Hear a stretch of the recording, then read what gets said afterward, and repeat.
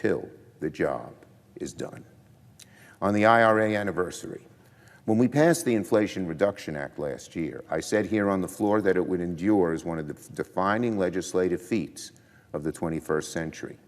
And just 1 year later, the IRA is paying huge dividends.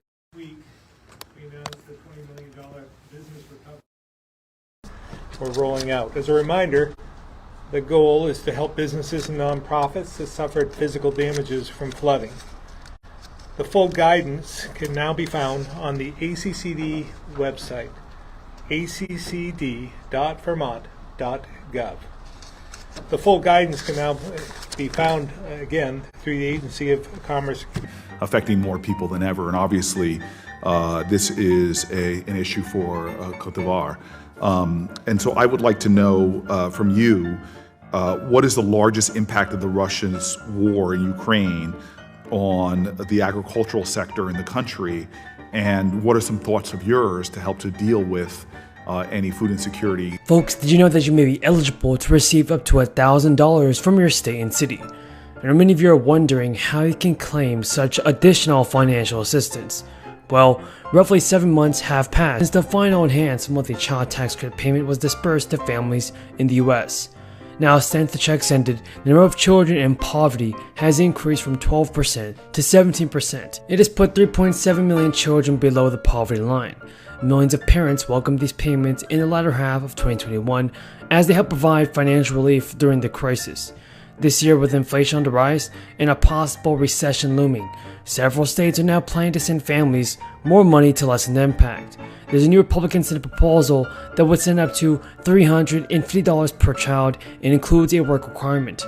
For now, it's up to the states to decide if they'll provide money to families in need.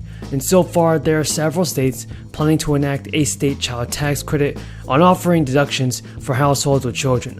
Only one of those states is pending governor approval. Families in California who earn less than $25,000 are eligible for this $1,000 check as either a reduced state tax bill or refund. Those earning between $25,000 and $30,000 would receive a refunded reduced credit. The credit is only available for children under age 6, and also the family must qualify for the California Income Credit. Starting in January 2023, families in Colorado will get 5%. Here is a ton of news about the fourth stimulus payments, Social Security benefits, SSI, and SSDI. Continue watching this video because you don't want to miss out on this. The majority of Americans strongly support the federal government doing something for a fourth stimulus check, and there's 3 factors that we're going to go over in today's video. First of all, is whether Democrats and Republicans are going to find a way to get a bipartisan deal done on stimulus funds and for families. Republicans have not even been on board for another direct payment issue to most eligible adults, but a number of Republicans are in favor of expanding this child tax credit. And this has been a key priority for Democrats as well. Although there is a disagreement about how such a tax credit should be structured, it's possible from lawmakers both sides of the aisle that they will come together to find a compromise that will control Congress to split. So the Colorado senator has even asked one of the leading efforts in the Senate. He told CNN that Republican leaders decided to send a lump of coal to America's children last year, and we know that the most significant step Congress can take to help America's children is to support an expanded child tax credit. So when Congress took action on this in 2021, we cut child poverty in half in 2020. And so, as of right now, things will go back to the way they were before the American Rescue Plan, unless somebody does something for these stimulus payments. Because now the IRS said it recently finished correcting tax returns for 2020, which included overpayments for unemployment benefits that worked and received last year. And this means that the applicant must have worked between March 10th and May 7th of 2022 in one of these occupations that the state has listed. Some of the frontline workers in these categories include healthcare personnel. Eligible applicants must earn at least. Some of the frontline workers in these categories include healthcare personnel, food and agricultural workers, grocery store staff, and public transit workers. Applicants must earn less than $150,000 per year and cannot be employed by a federal or state entity. Full-time workers who earn less than $100,000 can apply for a $1,000 grant. Those earning more than $100,000 but less than $150,000 are eligible for grants on a sliding scale, ranging as low as $200. Part-timers working less than 30 hours a week can apply for a $500 grant. The application period will run until October 1st, and the goal is to process requests within a 60-day window. And for the company of Lowe's, the CEO said that in recognition of high inflation, we're providing $55 million in bonuses to our hourly frontline associates this quarter. And though there has been a slight decrease in gas and travel costs, recently the impacts of inflation are still affecting Americans, making it tougher for families to afford groceries and other essential goods.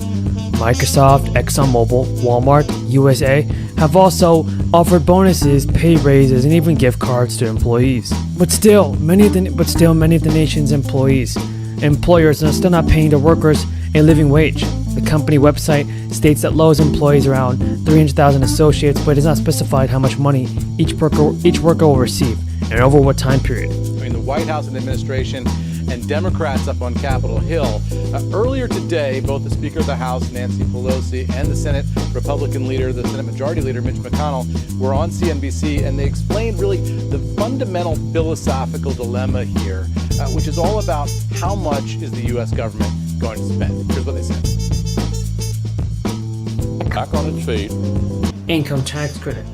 The state is just urging you that all taxpayers work together on this, as this can change each year. Economy in the weeks and months to come. That's why House Democrats are focusing all week on easing inflation and bringing costs down. And I know that's what my Republican colleagues want to do as well. And while this may not be a perfect alternative, there are no perfect alternatives.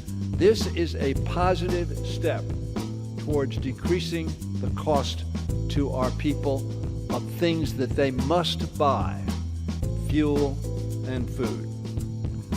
To support that mission, I'm proud to bring the lower food and fuel contact to the floor today at Mr. Scott's request. America's farmers and ranchers have long fed our nation and indeed much of the world.